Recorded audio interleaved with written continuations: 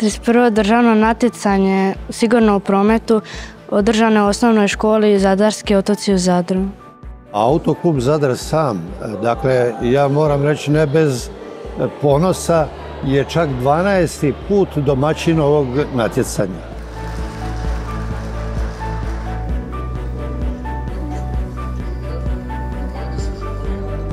'31. godinu Hrvatski autoklub zajedno sa Ministarstvom znanosti, obrazovanja i mladih, sa Agencijom za odgoj i obrazovanje i uz suradnju sa Ministarstvom unutarnjih poslova, lokalnom i regionalnom samoupravom organizira prometno-preventivnu i edukativnu akciju Sigurno u prometu. Ono je zasigurno vrijedno i iznimno važno iz razloga što zapravo djecu diljem Hrvatske na svim razinama, od školske, županijske pa do državne, a 4 najboljih ide i na europsko natjecanje, poučava zapravo temeljnim praktičnim znanjima vezano uz sigurnost u prometu.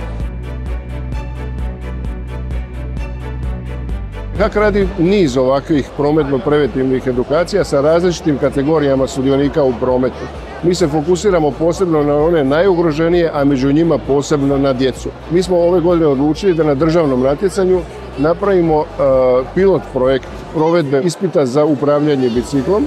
To podrazumijeva da će svih 84 sudionika završnog državnog natjecanja istovremeno polagati ispite za upravljanje biciklom. Svi oni koji zadovolje kriterije propisane pravilnikom će dobiti i potvrdu o osposobljenosti za upravljanje biciklom, što znači da će sutra, jer su osposobljeni moći sigurno, a jer imaju i potvrdu o osposobljenosti moći samostalno sudjelovati u prometu. Od iduće godine krećemo već na školskim natjecanjima sa provođenjem ovih ispita, potom na županijskim i računamo da će obuhvat djece koja polože vozački ispit za upravljanje biciklom biti u sljedeće godine puno veći nego ove godine.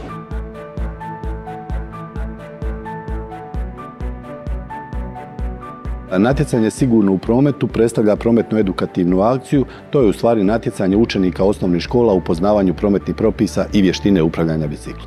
Na natjecanju Sigurno u prometu sudjeluju učenici osnovnih škola starosne dobi od 10 do 12 godina. U ovoj školskoj godini 2024. i 2025. godini na školskoj razini natjecanja bilo je prijavljeno 2953 učenika, što znači da u odnosu na prošlu školsku godinu imamo 300 natjecatelja više. Na državnom natjecanju sudjeluje 84 natjecatelja iz 20 županija plus grad Zagreb.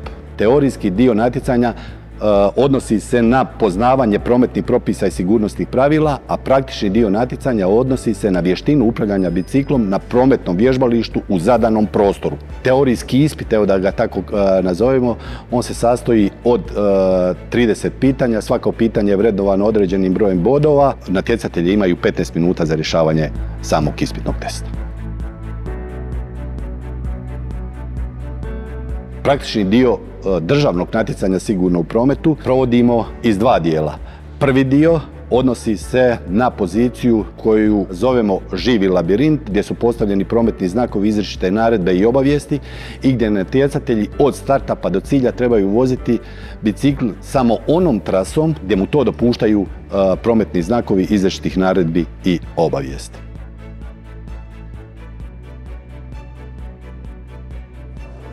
Drugi dio natjecanja je također praktični dio natjecanja.